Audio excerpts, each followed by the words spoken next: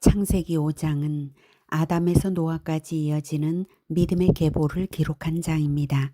이 장은 하나님의 구원 역사가 어떻게 이어져 왔는지를 조용히 그러나 분명하게 보여줍니다. 그리고 오늘 우리에게도 중요한 질문을 던집니다. 나는 어떤 계보를 남기며 살고 있는가? 어떻게 영원한 계보를 남기는가입니다. 창세기 5장은 이렇게 시작합니다. 이것은 아담의 계보를 적은 책이니라. 하나님이 사람을 창조하실 때에 하나님의 모양대로 지으시되 남자와 여자를 창조하시고 그들에게 복을 주셨더라. 성경이 계보를 중요하게 기록하는 이유는 단순히 혈통을 남기기 위함이 아닙니다. 하나님께서 주신 복과 형상과 사명이 계보를 통해 흘러가기 때문입니다.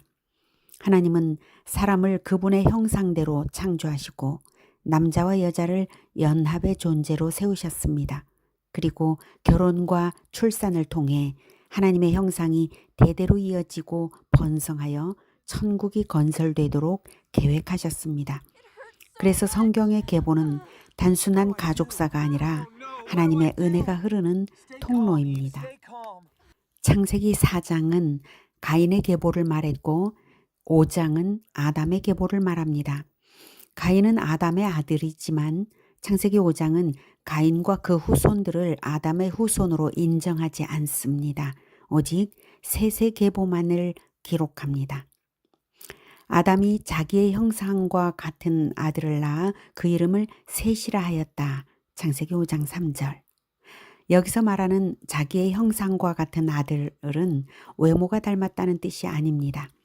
이 말 속에는 믿음의 형질, 하나님의 형상을 이어받은 후손, 경건한 계보의 시작이라는 의미가 담겨 있습니다. 창세기 5장은 모든 자손을 다 기록하지 않습니다. 구속사적으로 의미 있는 사람들, 믿음의 계보만을 선택해 기록한 장입니다.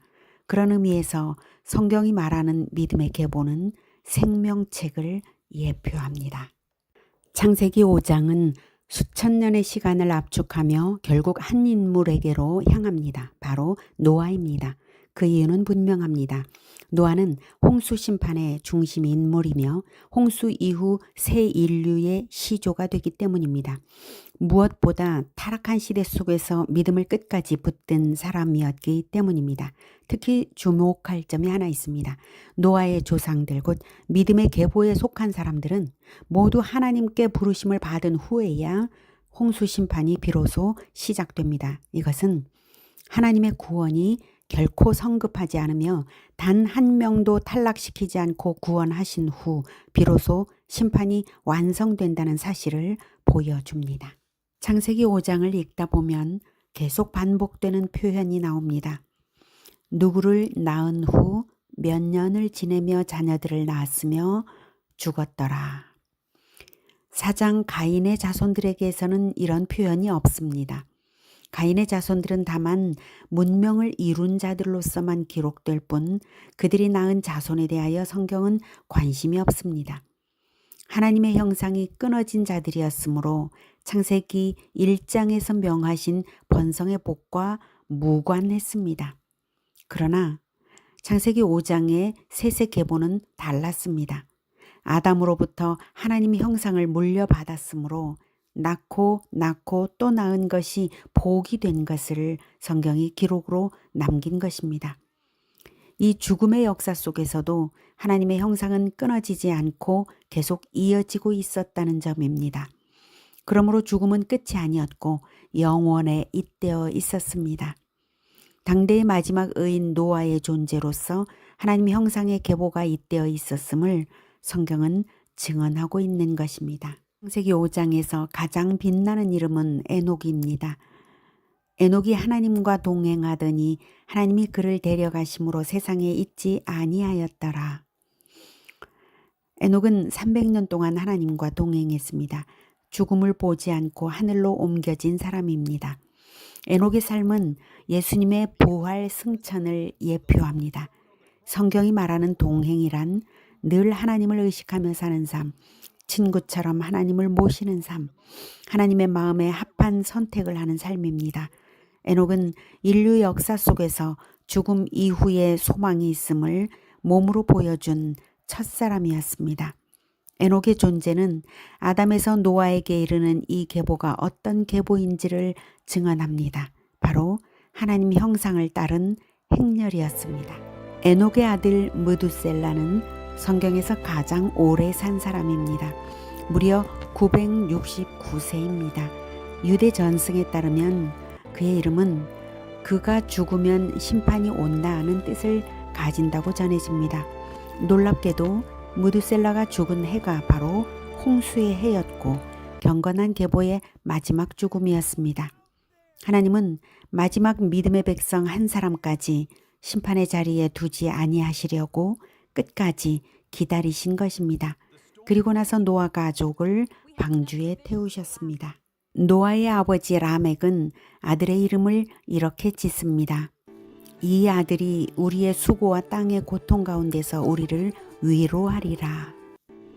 노아의 그 이름처럼 노아는 방주를 통해 생명을 보존했고 방주에서 나온 직후 보혈의 향기를 실은 번제를 올려드림으로써 하나님을 위로해드렸습니다.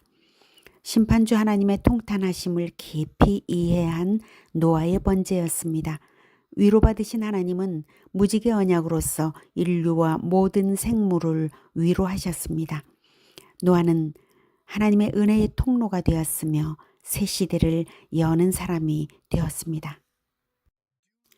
예수님 이후에는 더 이상 육신의 족보가 성경에 기록되지 않습니다. 이유는 분명합니다. 예수님은 육신의 자녀를 낳지 않으셨고 말씀으로 제자를 낳으셨기 때문입니다.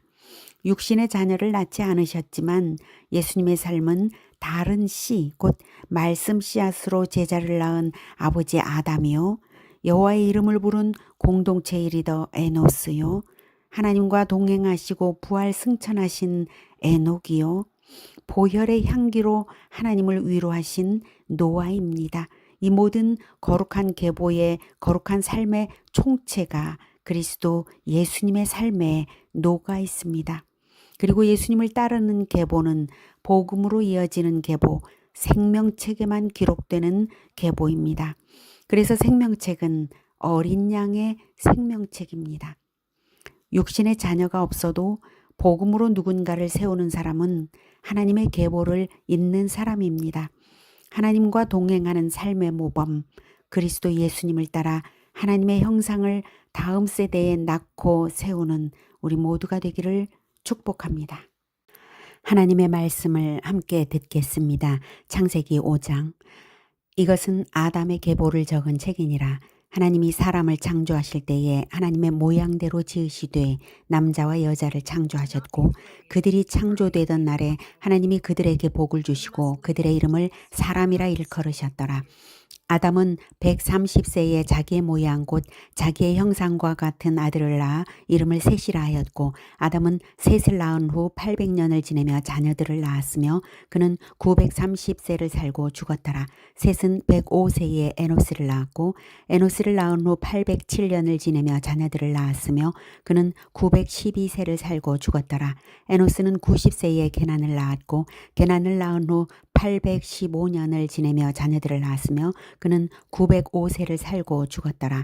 게나는 70세에 마할랄레를 낳았고 마할랄레를 낳은 후 840년을 지내며 자녀들을 낳았으며 그는 910세를 살고 죽었더라.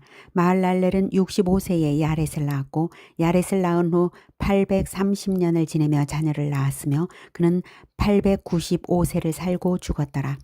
야렛은 162세에 에녹을 낳았고 에녹을 낳은 후 800년을 지내며 자녀들을 낳았으며 그는 962세를 살고 죽었더라. 에녹은 65세에 무두셀라를 낳았고 무두셀라를 낳은 후 300년을 하나님과 동행하며 자녀들을 낳았으며 그는 365세를 살았더라.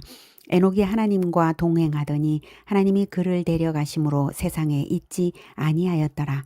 무두셀라는 187세에 라멕을 낳았고 라멕을 낳은 후 782년을 지내며 자녀를 낳았으며 그는 969세를 살고 죽었더라. 라멕은 182세에 아들을 낳고 이름을 노아라 하여 이르되 여호와께서 땅을 저주하심으로 수고롭게 일하는 우리를 이 아들이 안위하리라 하였더라. 라멕은 노아를 낳은 후 595년을 지내며 자녀들을 낳았으며 그는 777세를 살고 죽었더라. 노아는 500세 된 후에 셈과 함과 야벳을 낳았더라.